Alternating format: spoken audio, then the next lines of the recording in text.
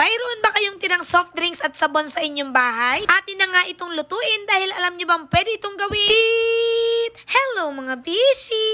Nabitin ba kayo kung ano ang aking sasabihin? Kung mayroon nga kayong tirang soft drinks at sabon sa inyong bahay, wag nyo nga itong itapon dahil pwedeng-pwede nga natin itong lutuin. Una nga natin gagawin ay yayad din lang natin itong sabon. Pwedeng malalaki, pwede din namang pinong-pino. Bahala na kayo. Dito nga sa aking ituturo, talaga namang kayo ay matututo. Mapapasabi na lang kayo na, ay, pwede pala ang ganito. Masubukan nga to. Hindi ko nga kakainin itong aking gagawin. Papakintabin ko lang naman ng todo itong kaldero namin. Napakadali nga lang nitong gawin. Kaya naman atin ang simulan para naman masubukan nyo na din sa inyong mga tahanan. Pagkatapos nga natin yadyatin yung sabon mga bishi, ay ilalagay na natin yung coke. Tapos maglagay tayo ng 2 cup ng tubig. Sunod nga natin gagawin ay papakuluan lang natin itong mga bishi. At habang atin nga itong pinapakuluan, dapat patuloy natin itong hinahalo para hindi magdikit yung sabon dito sa ating kasirola. At ilang sandali pa nga ganito na ang kanyang magiging itsura. Haluin lang natin ng haluin mga bishi hanggang sa makita natin na kumukulo na siya. At kapag okay na, lagyan naman natin ngayon ng 1 tablespoon na asin. Kung may iodized salt kayo, pwedeng-pwede na din. Atin nga lang itong tutunawin at ilalagay na dito sa ating niluluto. Kung sa tingin nga ninyo ay tunaw na yung sabon, kumuha naman kayo ng lagayan at ito'y isalin. Kung mabula-bula nga ang itaas, pwede nyo naman itong tanggalin. Atin nga lang itong isang tabi at patigasin. Habang hinihintay nga natin itong tumigas, ngayon naman kumuha na tayo ng ating kaldero o kasirola na ating lilinisan. O eto mga bishi, hindi man siya mauling pero punong-puno na siya ng kalawang. Makalipas nga lang ang 30 minuto, matigas na yung ating sabon at yung soft drinks na niluto. Ngayon naman, simulan na nga nating linisin itong ating kasirola. Basain muna natin siya ng tubig mga bishi. Pagkatapos ay dumakot na tayo ng ating sabon. Tapos ikuskus na natin. Kahit kaunting kuskus nga lang siya mga bishi, kitang-kita nyo agad, nakikintab agad yung ating mga kasirola. Kapag kulang pa nga, ay didagdagan mo na lang tapos kuskusin mo na lang ulit para mas maganda. Ay grabe mga bishi, sinisigurado ko talaga na kaunting kuskus mo lang, tanggal na ang mga kalawang ng inyong mga kasirola. Kung ikaw nga ay palaging tao sa kusina, talaga namang itong mga ganitong life hacks ang ating mga kailangan. Hindi mo na nga kailangan bumili ng mga kung ano-ano pa.